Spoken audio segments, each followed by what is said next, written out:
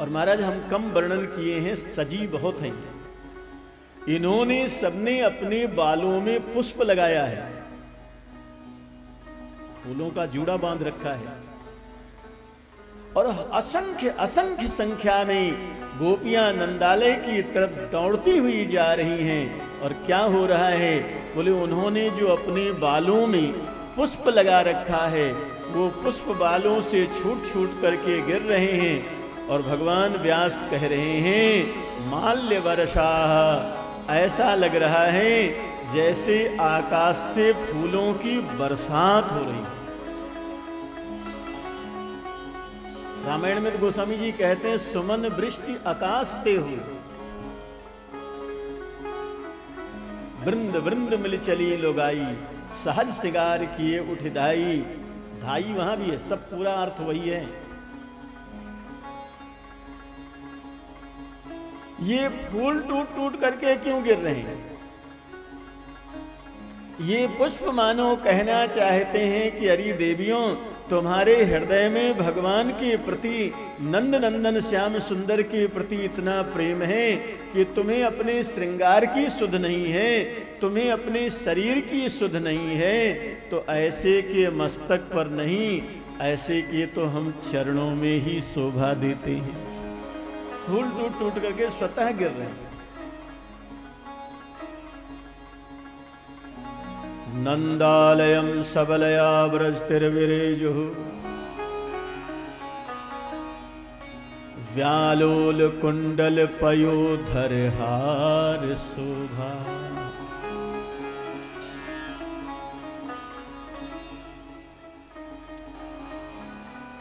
और नंदालय में भगवान का विशाल उत्सव मन रहा है। हम आपने यहां बड़ी श्रद्धा से कल मनाया है, और भगवान का उत्सव मनाने में हम आपको जब इतना आनंद हुआ, हम आप इतने भाव विभोर हुए, तो भगवान वहां स्वयं ही प्रकट हैं और भक्तजन उनके लाडले प्यारे दुलारे सब उत्सव मना रहे। उस समय नंद बाबा की दृष्टि चारों तरफ दौड़ रही है कि कोई ऐसा तो नहीं है कि जो उत्सव से वंचित रह रहा हो। तब उनको ध्यान आया कि वसुदेव जी महाराज की पत्नी रोहिणी वो उत्सव में शामिल नहीं है। आपके यहां कोई उत्सव मन रहा हो तो ऐसा नहीं कि उत्सव मनाने में आप सबको भूल ही जाओ, नहीं नहीं, ऐसे अवसर पर आपको चारों तरफ ध्यान देना चाहिए कि हमारे घर परिवार आसपास कोई शोक में तो नहीं है, दुखी तो नहीं है। और अगर प्रार्थना करके आपने उसको भी उत्सव में शामिल कर लिया तो मान लेना ऐसे अवसर पर उसको भी आपने याद करके शामिल किया है, तो मान लेना कि आपका उत्सव मनाना अपूर्ण हो गया। अपनी राजी होकर के राजी नहीं होना चाहिए, दूसरों को भी राजी करके राजी होना चाहिए।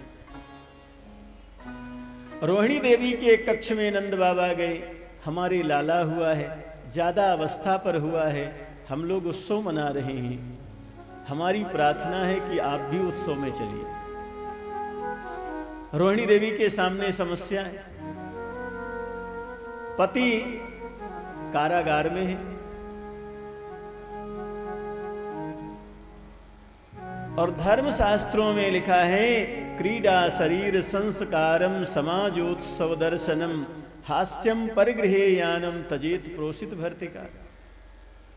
पति परदेश में हो, ऐसी स्त्री को ज्यादा खेल कूद में शामिल नहीं होना चाहिए, ज्यादा श्रृंगार नहीं करना चाहिए। अब इसका मतलब ये भी नहीं कि मैला कुचैला कपड़ा पहन करके बैठे रहे, ऐसा भी नहीं है, लेकिन ज्यादा श्रृंगार नहीं करना चाहिए। पति अगर प्रदेश में है तो ज्यादा श्रृंगार नहीं।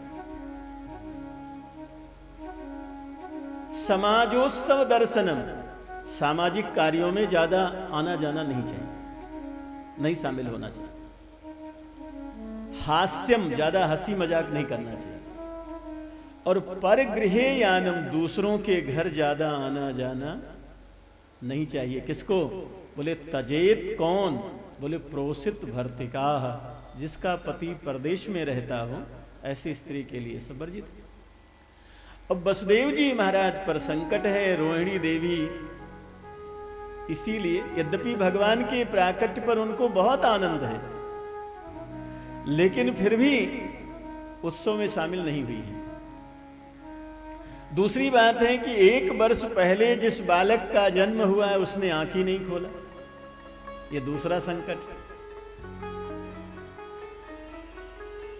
नंद बाबा से उन्होंने बहुत कहा कि हमको यहीं से, बाबा आपके यहाँ उत्सव मन रहा है, हम बहुत खुश हैं, हमारी तरफ से आपके लाला को बहुत मंगल कामना है, लेकिन उत्सव में बीच में जाना हमको अच्छा नहीं लगेगा। लेकिन नंद बाबा ने बहुत आग्रह किया कि अगर आप उत्सव में शामिल नहीं हुई तो हम तो मानेंगे कि हमारा उत्सव हुआ ही नहीं, इसलिए आपको शामिल होना पड़ेगा।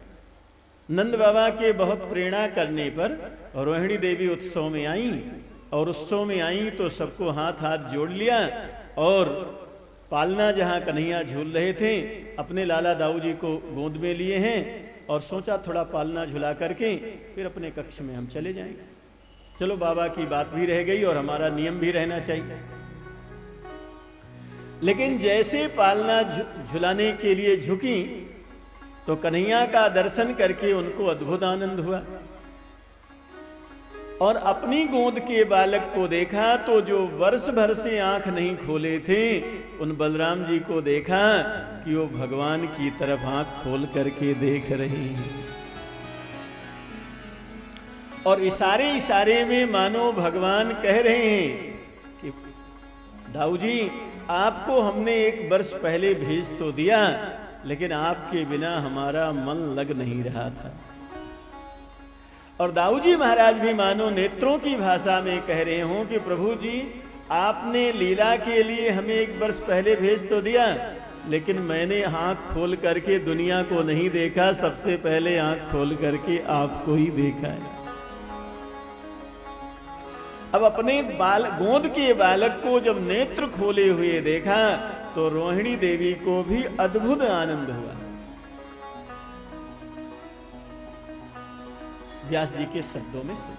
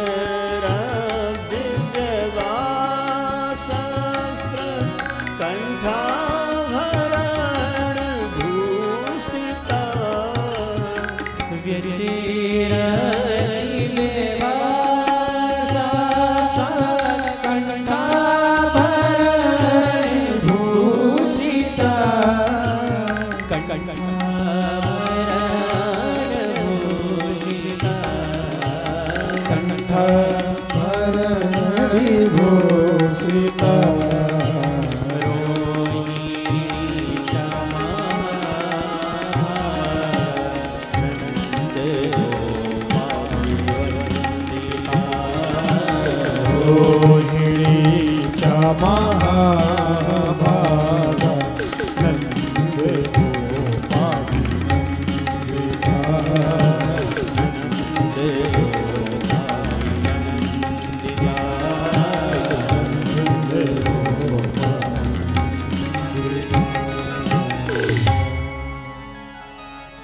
नंदो महामनास्तेभ्यो वासोलंकार गोधन सूतमागधबंदिभ्यो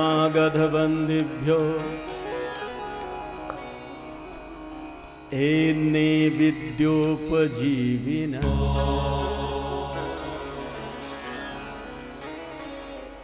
ततयारभ्य नंदस्य व्रजः सर्वसमृद्धिमान्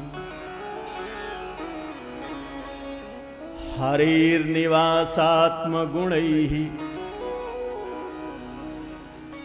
रमा क्रीडम अभून्द्रपा। इधर भगवान का उत्सव मन रहा है और उधर भगवान शंकर आ गए।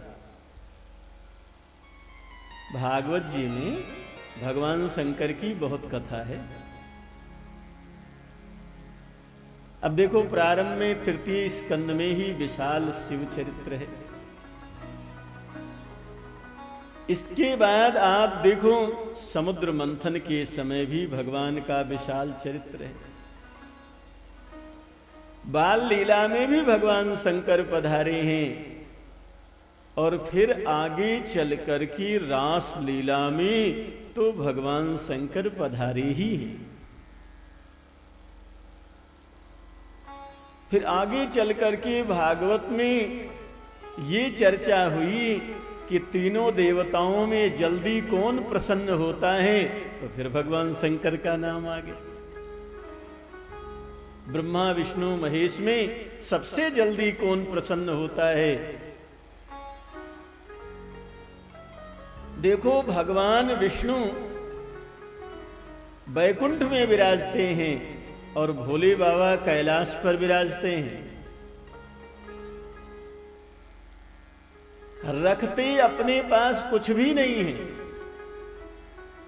लेकिन आने वाले को किसी को भी उसकी कामना अधूरी रहने भी नहीं देते हैं।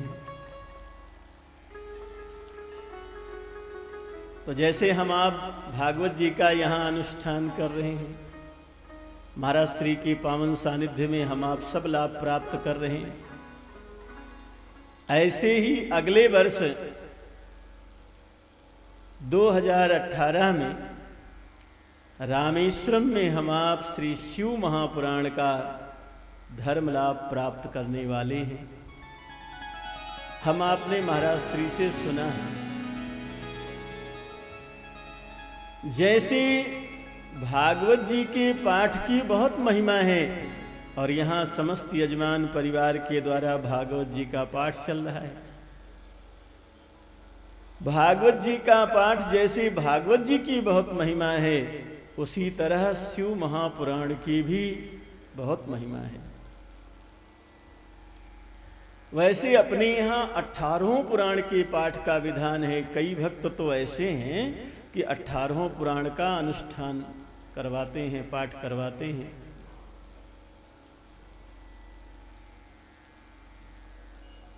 कोटा श्री राम धाम में प्राण प्रतिष्ठा महोत्सव था, कथा थी, और वहां महाराज श्री ने, रामधाम वाले महाराज जी ने 18 पुराणों का पाठ बैठाया था। जैसे भागवत जी की बहुत महिमा है, वैसे शिव महापुराण के पाठ की भी बहुत महिमा है। जैसे भागवत जी का 108 पाठ होता है, ऐसे शिव महापुराण का भी 11 पाठ, 21 पाठ, 51 पाठ या 108 पाठ या 151, जितना भी, इसके भी पाठ की बहुत महिमा है। भागवत जी के पाठ से कहते हैं, जिसका किसी उपाय से उद्धार नहीं होता है, ऐसे पूर्वजों के निमित्त हम भागवत जी का पाठ रखते हैं। तो भागवत पाठ तो यहाँ हो ही रहा है।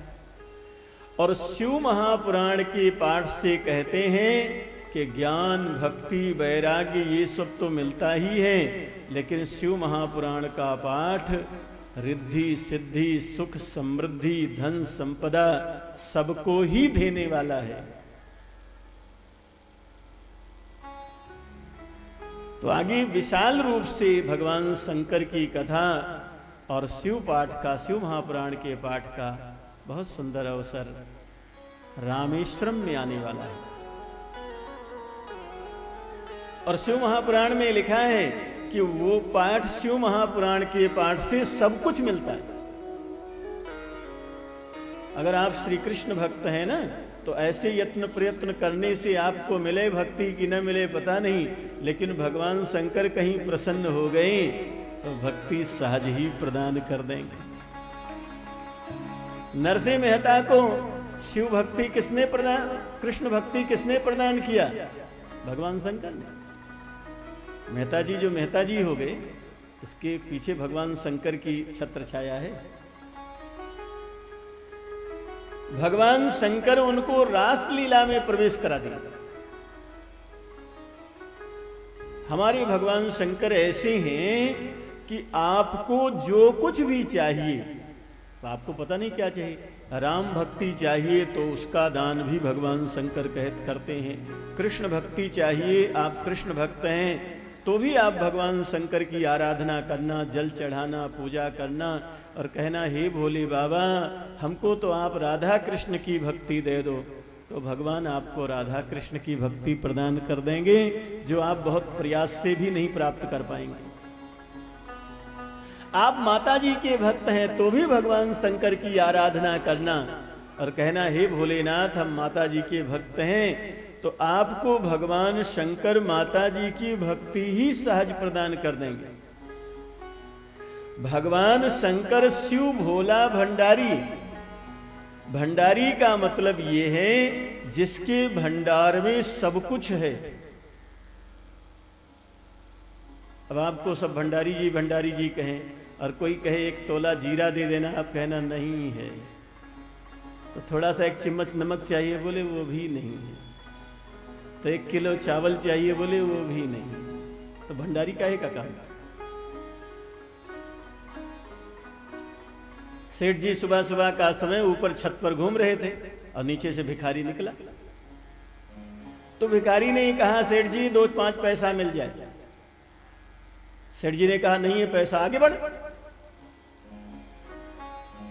भिखारी ने कहा, पैसा नहीं है तो ठंडी का दिन है, एक आध पुराना कपड़ा ही मिल जाए। अरे सेठ जी ने कहा, पुराना कपड़ा भी नहीं, तू आगे बढ़।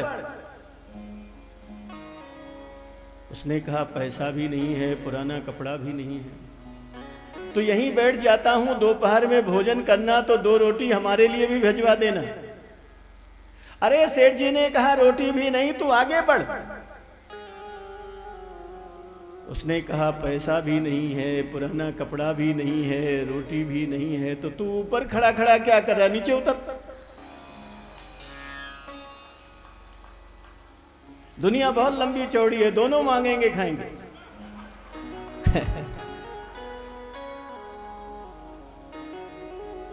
भंडारी का मतलब होता है जिसके भंडार में सब कुछ है,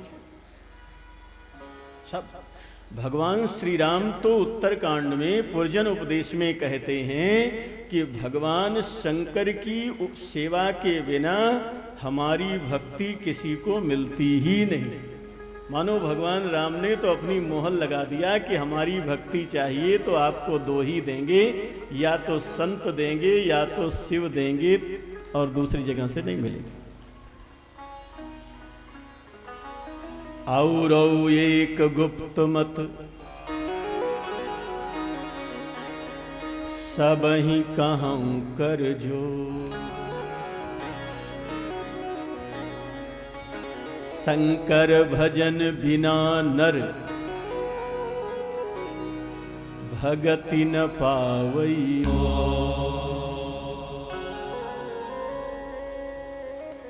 भगति तात अनुपम सुख मूला, मिलहि जो संत होई अनुकूल।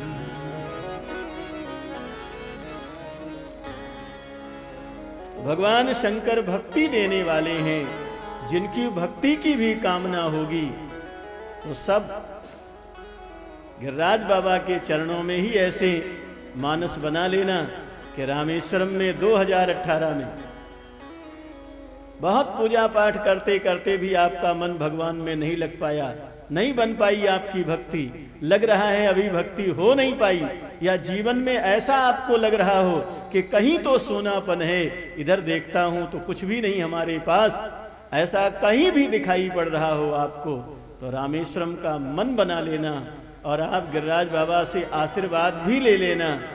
और रामेश्वरम में भगवान शंकर का विशाल अनुष्ठान 18 में होने वाला है, उसमें आप लोग श्री शिव महापुराण के पाठ का मन बनाना। श्री शिव महापुराण में अपना पाठ निश्चित कराना, महाराज जी से कह करके निश्चित कराना। अगर वहां पाठ का आयोजन हो गया तो आपके जीवन में जो कोई कमी होगी, भोले बाबा सारा भंडार।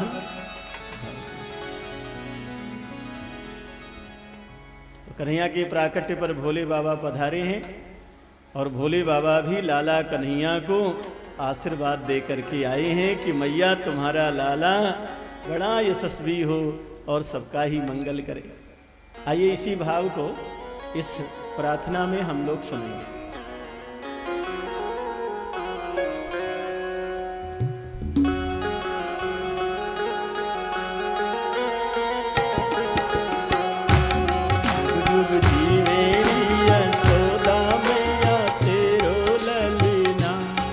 जुग जीवे यशोदा मैया तेरो ललना, जुग जीवेरी यशोदा मैया तेरो ललना, जुग जीवे यशोदा मैया तेरो ललना, तेरो ललना रे मैया तेरो ललना, तेरो ललना रे मैया तेरो ललना, तेरो ललना रे मैया तेरो ललना, तेरो ललना रे मैया तेरो ललना, जुग जीवेरी यशोदा मैया तेरो ललना, जुग जुग जीवे यशोदा मैया तेरो ललना, जुग जीवेरी यशोदा मैया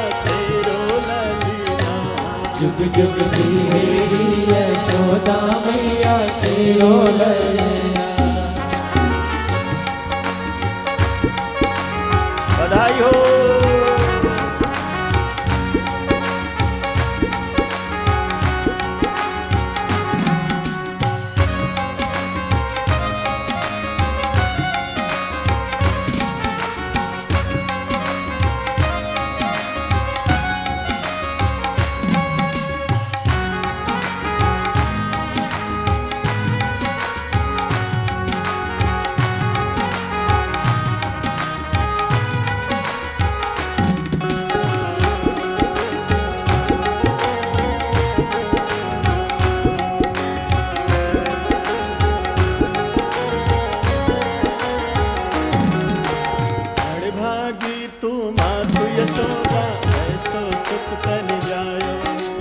बड़ भागी तो मात यशोदा ऐसो सुख तन पायो, बड़ भागी तू मातु यशोदा ऐसो सुख तन जायो, बड़ भागी तो मात यशोदा ऐसो सुख तन जायो, पूर्ण ब्रह्म जगत को स्वामी सो तन गोद खिलायो, पूर्ण ब्रह्म जगत को स्वामी सो तन गोद खिलायो,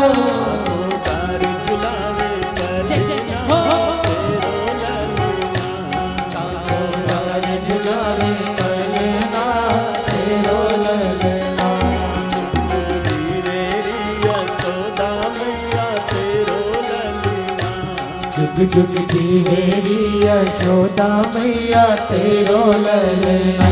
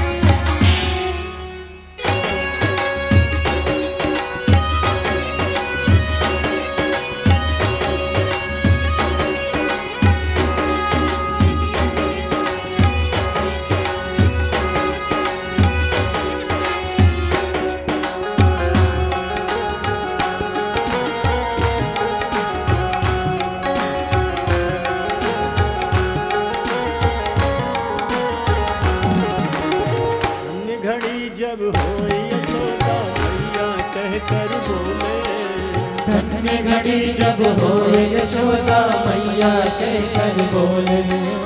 धन्य घड़ी जब होए यशोदा मैया कहकर बोले।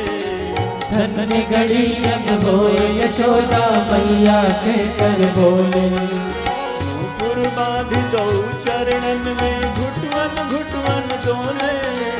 नूपुर बांध दो चरणन में घुटवन घुटवन डोले।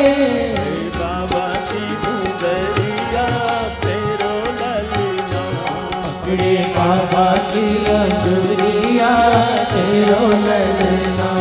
जुग जुग जीवेरी यशोदा मैया तेरो ललना। जुग जुग जीवेरी यशोदा मैया तेरो ललना।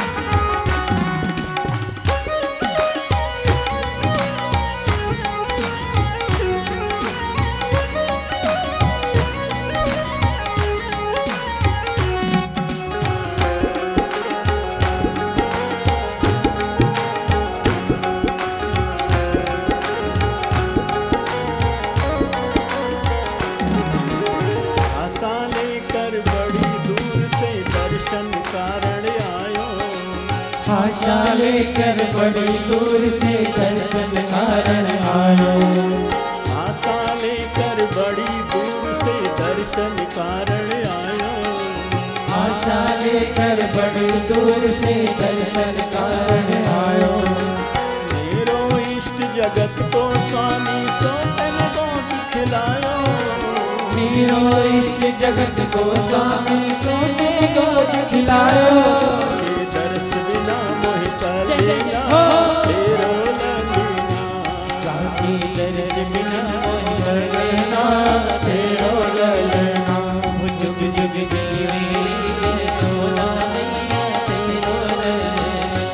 जुग जुग जीवेरी यशोदा मैया तेरो ललना। तेरो ललना ओ मैया तेरो ललना। तेरो ललना ओ मैया तेरो ललना।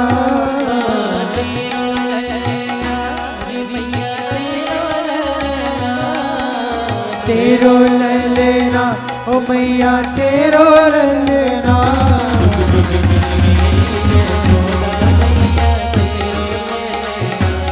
जुग जुग जीवेरी यशोदा मैया तेरो ललना।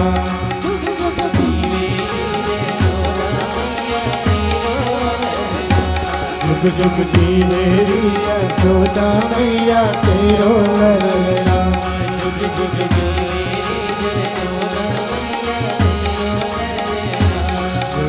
जीवेरी यशोदा मैया तेरो ललना। गिरिराज भगवान की जय। गिरिराज महाराज की जय। अब महाराज श्री के द्वारा बोले भागवत भगवान की, बोलो गिरिराज महाराज की। सनातन धर्म प्रेमी सज्जनों, माता और बहनों, ये भागवत कथा के आयोजन में आज बड़ा सुंदर गिरिराज महाराज का स्वयं की कथा है। और गिरिराज जी में जो आनंद हो रहा है, आज हम गिरिराज जी के पूजा करेंगे छप्पन भोग के साथ। सुंदर झांकी बनेगी गिरिराज महाराज की। और जगन्नाथपुरी में जो कथा है 2020 में, उसका सहज यजमान केवल एक जगह का बाकी था चारों धाम में, वो भी नाम आ गया है। जोर से ताली से स्वागत करेंगे हमारे डॉक्टर दंत चिकित्सक घनश्याम जी शर्मा, रामगंज मंडी, और डॉक्टर राकेश जी शर्मा भवानी मंडी, दोनों भाई हैं और दोनों दांत के डॉक्टर हैं। वैसे 4 भाई हैं, चारों दांत के डॉक्टर हैं। सपत्नी मंच पर पधार करके बापू का आशीर्वाद प्राप्त करेंगे। 4,01,101 रुपया में ये सहज यजमान जगन्नाथपुरी धाम 2020 में जो कथा होगी उनका ये जजमान बना है। हम निवेदन करेंगे मंच पर पधारें और बापू से आशीर्वाद प्राप्त करेंगे। सज्जनों, कल यहाँ विशाल साधु संतों की भंडारा कार्यक्रम है।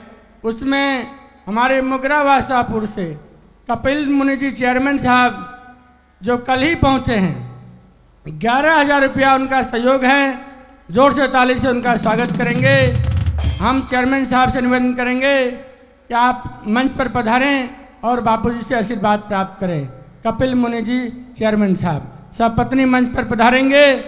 इनके साथ में जो यहाँ ये भी भागवत पोथी का जजमान हैं, आचार्य पहचान लेंगे, जजमान आए हैं जितना नंबर पर नाम है।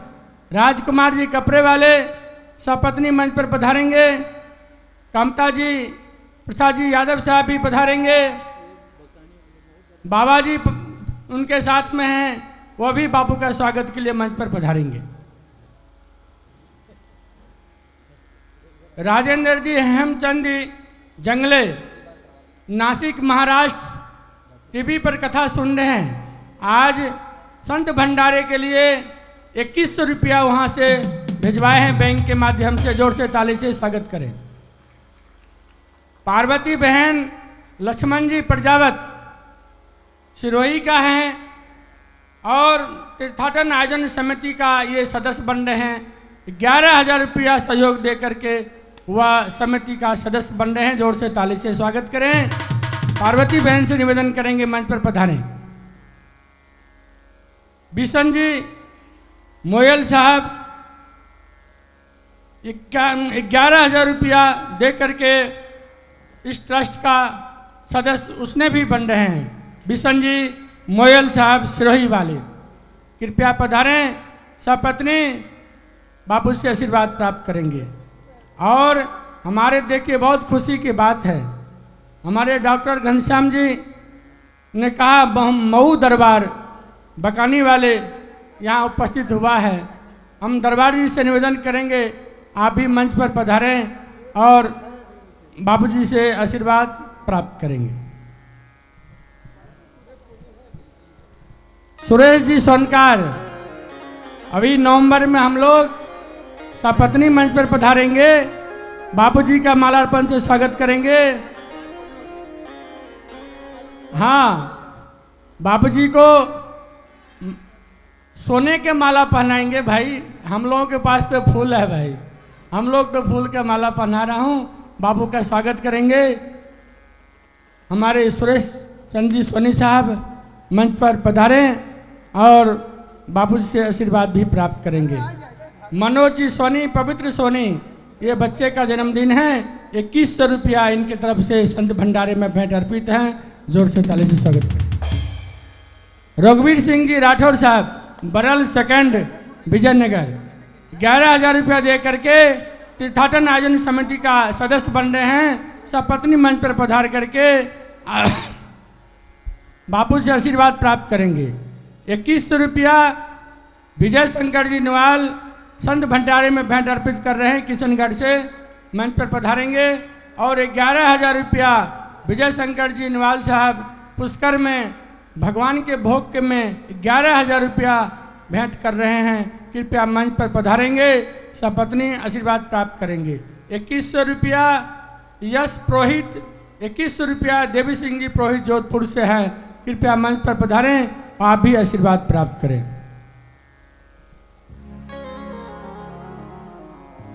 सीताराम जी जगदीश अग्रवाल लालसोट से संत भंडारे में भेंट अर्पित हैं।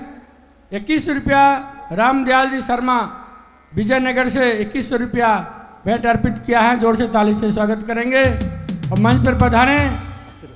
2100 रुपया मंजू मिश्रा अजमेर से, 3100 रुपया मोहनी जेपी सोनी के पुत्री हैं। 3100 रुपया सहयोग दे करके संत भंडारे में पुण्य प्राप्त कर रहे हैं। जेपी जी सोनी से निवेदन करेंगे मंच पर पधारें, बापू का स्वागत भी करेंगे, हमारे जजमान का भी स्वागत करेंगे, मुख्य जजमान का नागौरी साहब सपत्नी मंच पर पधारें। श्याम जी पारिक 2100 रुपया, संत भंडारे में 2100 रुपया, शकुंतला देवी सुरप्रीत सिंह जी 2100 रुपया, सुशीला देवी कोटा उनके तरफ से, और 2100 रुपया सस्या देवी यादव विक्रम के माताजी कोट से प्राप्त हैं। बाबूलाल जी महावर जोधपुर से 5100 रुपया संत भंडारे में भेंट अर्पित है। बाबूलाल महावर भी मंच पर पधारें, बापू से आशीर्वाद प्राप्त करेंगे। हमारे बापूजी के परम भक्त शिष्य मान सिंह जी जोधपुर से 5100 रुपया संत भंडारे में भेंट अर्पित कर रहे हैं। मान सिंह जी किशन कमर जोधपुर से मंच पर पधारें, बापूजी से आशीर्वाद प्राप्त करें। 5100 अजय कुमार जी मिश्रा संत भंडारे में भेंट अर्पित कर रहे हैं, मंच पर पधारें, वह भी आशीर्वाद लें। 2100 रुपया जगदीश विजय बिजोलिया से संत भंडारे में भेंट अर्पित है। जगदीश जी से निवेदन करेंगे मंच पर उपस्थित होवे। 5100 रुपया गुप्त दान संत भंडारे में भेंट अर्पित है। जोर से ताली से हम लोग स्वागत करेंगे। सज्जनों, 151 जो भागवत यहाँ चल रही है, हम सब लोग लाभ ले रहे हैं। 151 ब्राह्मण देवता यहाँ विराजे हैं, सब लोग यहाँ भागवत के पाठ कर रहे हैं। दुर्भाग्य की बात है 151 में से एक जजमान पहले से हमसे कहा था, महाराज हमारा भी नाम लिखिए, 15,000 रुपया जमा भी कराया था और बिल्कुल तैयारी थी आने का। जब हम कल परसों रिजर्वेशन भी था, लेकिन संजोग बस गिरिराज महाराज की कृपा ऐसा हो गया कि भगवान को प्यारे हो गए, यहाँ पहुँच नहीं पाए। ओम प्रकाश जी भोलिया को हम सभी भक्त श्रद्धांजलि दें ताकि वह शांति मोक्ष को प्राप्त करेंगे। उनकी पाठ यहाँ चल रही हैं, वहाँ से भी उनको आशीर्वाद पहुँचेगा। हरिशंकर जी शर्मा अजमेर से 2100 रुपया संत सेवा में भेंट अर्पित कर रहे हैं। हम लोग जोर से एक बार ताली से स्वागत करेंगे। गिरिराज महाराज की ओर से, भागवत की ओर से ओम प्रकाश जी भोलिया को यहाँ से आशीर्वाद पहुँचेंगे। जहाँ भी वह अपने पुण्य को प्राप्त किया होगा, भगवान उनको मोक्ष को देंगे। यही आशा के साथ जय श्री गिरिराज महाराज की जय।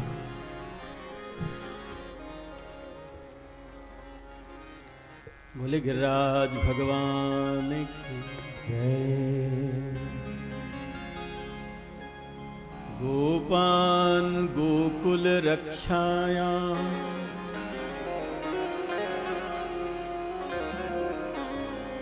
निरूप्य मथुरां गतः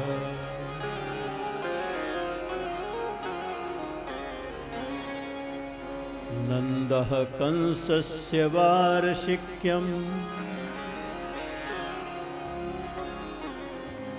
करं दातु कुरुद्वः।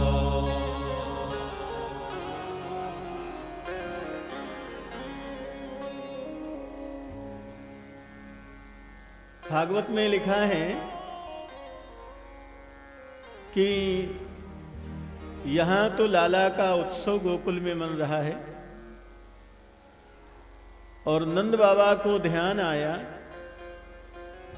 कंस का वार्षिक कर देने का।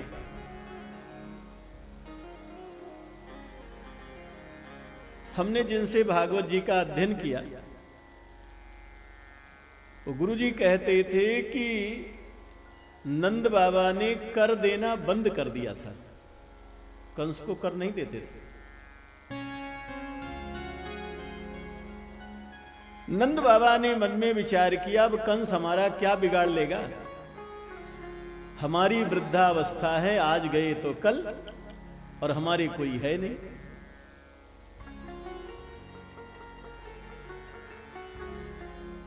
लेकिन जब भगवान बालकृष्ण का प्राकट्य हो गया, बाबा के यहाँ भगवान आ गए, तब नंद बाबा के मन में जीने की इच्छा हो गई कि अब थोड़ा दिन और भी जिए। तो नंद बाबा ने मन में विचार किया कि अब लाला का प्राकट्य हो गया तो कंस चक्रवर्ती सम्राट है, वो कर लेता है बाबा से। बाबा कर देने के लिए मन बना लिए। तो गोपान गोकुल रक्षायाम,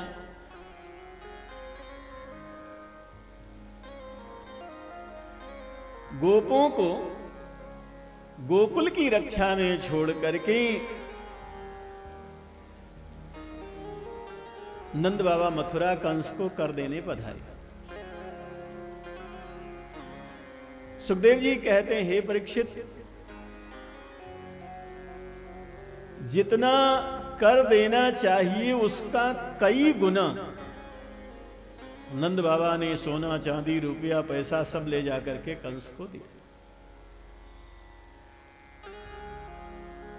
ढेर लगा दिया, जो कई वर्षों में देना चाहिए इकट्ठे दे दिया उठा। कंस ने बड़े ध्यान से देखा कि बहुत कुछ दे दिया बाबा ने। फिर बाबा की तरफ देखा तो बाबा बड़े प्रसन्न हैं।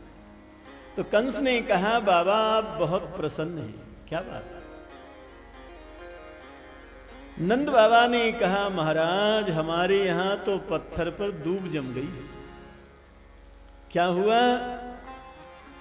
बोले हमारी अवस्था ज्यादा हो गई थी, हमारे यहां लाला हुआ। भले कुभाव से ही सही, लेकिन कंस के मुख से निकल गया कि बाबा हमारी तरफ से भी तुम्हारे लाला के लिए आशीर्वाद है।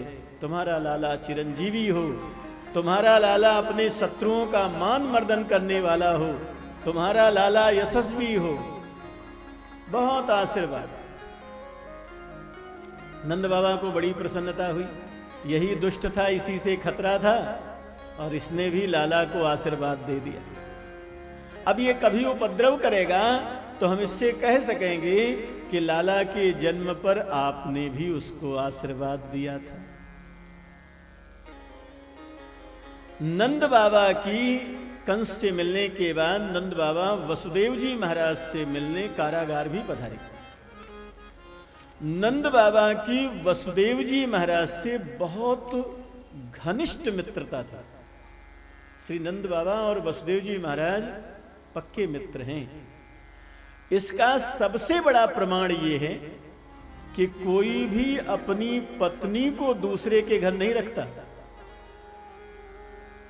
लेकिन वसुदेव जी महाराज की इस विषम परिस्थिति में जब वो कारागार में हैं, तो वसुदेव जी महाराज की महारानी रोहिणी नंद बाबा के यहाँ ही रह रही हैं, और बलराम जी महाराज का प्राकट्य नंद बाबा के यहाँ ही हुआ। इससे बड़ी मित्रता का कोई प्रमाण नहीं हो सकता। ये मित्रता का बहुत बड़ा प्रमाण है।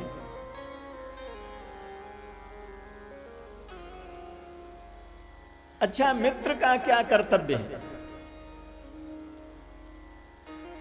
तो भगवान श्री राम जब सुग्रीव से मैत्री करते हैं तो रामायण के किष्किंधा कांड में कहते हैं, एक दो पंक्ति ध्यान से सुनिए।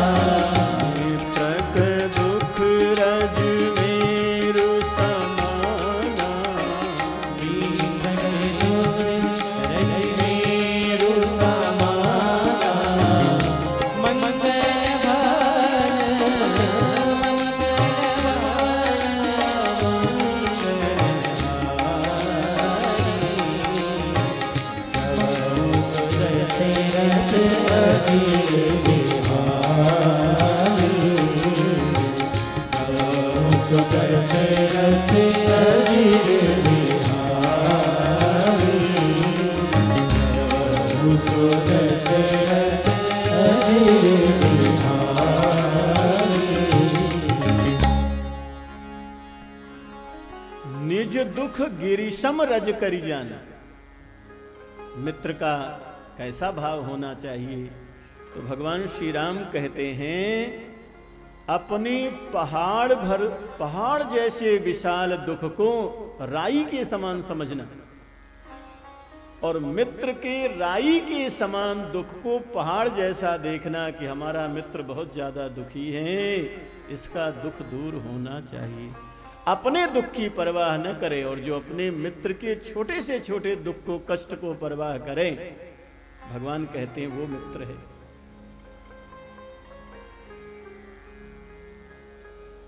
जो अपनी सामर्थ्य के अनुसार अपने मित्र की सदैव मदद में खड़ा रहता है।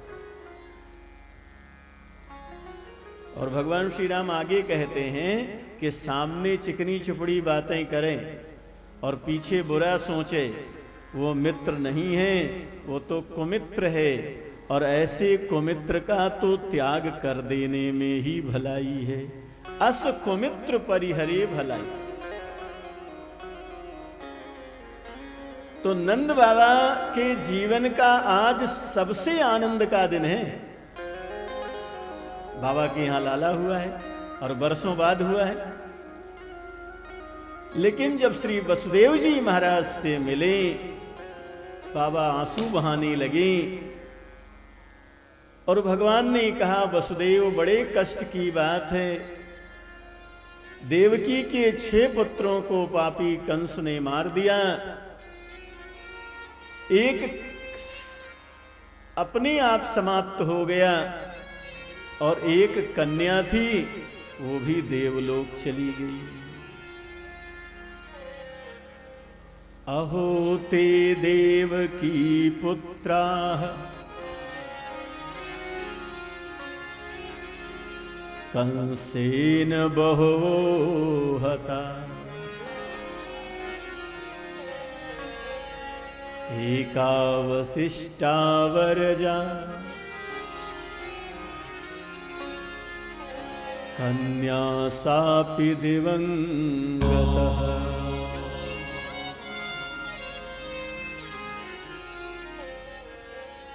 यद्यपि वसुदेव जी महाराज पर बहुत बड़ा संकट है, और इतना बड़ा संकट है कि उसका कोई पारावार नहीं है। ये नहीं पता लग रहा है कि संकट कब खत्म होगा। ये संकट तो तभी खत्म होगा जब कंस मरेगा, और कंस अगर मरेगा नहीं तो ये संकट हमेशा बने ही रहेगा। वसुदेव जी महाराज के इस बड़े भारी संकट का कोई पारावार नहीं है। पति पत्नी जेल में है, लेकिन वसुदेव जी महाराज ने सोचा कि नंद बाबा के जीवन में बुढ़ापे में तो खुशी आई, और हम यहां भी रोने बैठ जाएं। नहीं, वसुदेव जी महाराज ने कहा, बाबा प्रारब्ध के अनुसार जो कुछ जीव के जीवन में होता है उसको भोगना ही पड़ता है, वो सब छोड़ो। आज तो आपको बधाई है, आपके यहां लाला हुआ, हमारी तरफ से भी आपके लाला को खूब खूब बधाई है। और वसुदेव जी महाराज हंसते हुए नंद बाबा से गले मिले।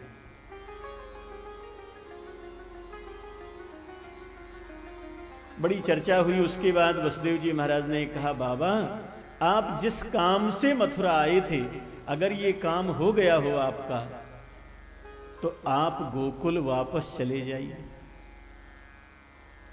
क्योंकि कन्या अनंत आकाश में जाते समय उसने कहा था कि कंस का काल कहीं ब्रज 84 कोस में ही पैदा हुआ है। कंस दुष्ट है। आपके लाला के प्राकट्य के अभी ज्यादा दिन नहीं हुए हैं। कंस कहीं उसको देवकी का पुत्र मान करके, अपना काल मान करके कोई उपद्रव न करवा दे, इसलिए आप जितना जल्दी बन पावे वापस गोकुल चले जाइए। मिल करके नंद बाबा वापस जा रहे हैं। नंदः पथि बचः सौरेः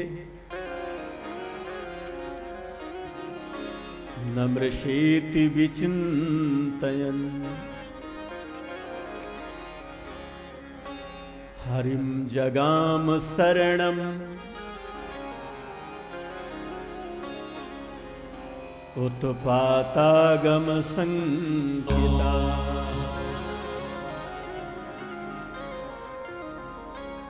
अब बहुत ध्यान देना, भागवत में एक एक बात बड़ी सुनने वाली और सीखने वाली।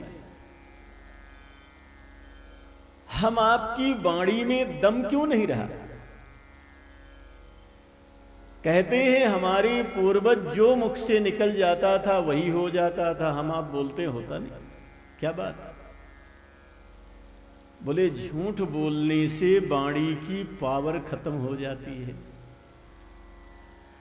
नंद बाबा जब मार्ग में जा रहे हैं तो विचार करते हुए जा रहे हैं कि वसुदेव सत्यवादी है। ये बहुत बड़े सत्यवादी हैं श्री वसुदेव जी महाराज, बहुत बड़े सत्य। कंस जैसे पापी से भी इन्होंने कह दिया कि देवकी के यहां जो पुत्र होगा हम तुम्हें सौंप देंगे, वचन दे रहे हैं, छोड़ दो देवकी को। तो इनके सत्य से कंस जैसा दुष्ट भी प्रभावित है कि वसुदेव ने अगर कह दिया तो सूर्य पूरब से पश्चिम हो जाएंगे, लेकिन वसुदेव पीछे हटेंगे नहीं। नंद बाबा विचार करते हैं, नंदः पथि वचः सौरेह। सौरेह का मतलब श्री वसुदेव जी महाराज, शूरसेन महाराज के पुत्र श्री वसुदेव जी महाराज मार्ग में जाते समय विचार कर रहे हैं कि गोकुल में कोई उपद्रव हो सकता है, कंस कोई उपद्रव करवा सकता है। इसको किसी सामान्य ने नहीं कहा है, इसको वसुदेव जी महाराज ने कहा है। और वसुदेव सत्यवादी हैं, और सत्यवादी जो मुख से कहता है वो हो करके रहता है। नम्रसेति विचिंतयन्, वसुदेव की बात झूठी नहीं हो सकती। कंस ऐसा मानेगा ही, गोकुल में उपद्रव होगा ही, और थोड़ी देर में लाला का कोई अनिष्ट हो सकता है। उस अनिष्ट की आशंका से बिल्कुल नंद बाबा का चित्त भर गया। फिर नंद बाबा ने क्या किया? जैसे हम आप करते हैं ना कि अभी बहुत टेंशन में हैं, टेंशन नहीं किया उन्होंने। जैसे उपद्रव की आशंका से उनका चित्त भरा, तैसे क्या किया हम आपको शिक्षा दे रहे हैं भगवान व्यास। जीवन में कोई संकट आ जाएगा, ऐसा हो गया। एक को डॉक्टर ने बता दिया कि कैंसर हो सकता है, सही घटना बता रहा है। वो हमारे पास फोन करके रोए, डॉक्टर ने कहा है कैंसर हो सकता है। चेक करने के लिए बंबई नमूना गया है। हमने कहा आ जाएगा नमूना और कैंसर घोषित हो जाएगा, तब अपने लोग बैठ करके रो लेंगे। लेकिन अभी जब तक नमूना वापस नहीं आता है, जब तक ये क्लियर नहीं होता कि कैंसर है, अभी क्यों रोते? कोई आफत हमारे जीवन पर आएगी, कोई संकट हमारे जीवन पर आने वाला है, चिंता मत करो। भागवत जी सिखा रही हैं। नंद बाबा ने क्या किया? बोले हरिम जगाम शरण। तुरंत उन्होंने भगवान की शरण ले ली कि अब भगवान जो करेंगे वो हमको मंजूर है। उत्पातागम संकित, उत्पात की आशंका से जब उनका हृदय भर गया तो भगवान की शरण लेकर के और भगवान का सुंदर नाम कीर्तन करते हुए गोकुल की तरफ नंद बाबा जा रहे हैं, चिंता उनता नहीं कर रहे हैं। हम आपको भागवत जी सिखा रही हैं कि कोई भी जीवन में अनिष्ट की आशंका आवे, कोई संकट आने वाला है हमारे ऊपर, तो चिंता करने से संकट दूर नहीं होता। आप तो भगवान की शरण ले लेना, जो भगवान प्रसाद देंगे हमको स्वीकार है, और भगवान का सुमिरण करना। इधर क्या हुआ? कंस के द्वारा भेजी हुई पूतना गोकुल आ गई। व्यास जी के शब्दों में सुनी।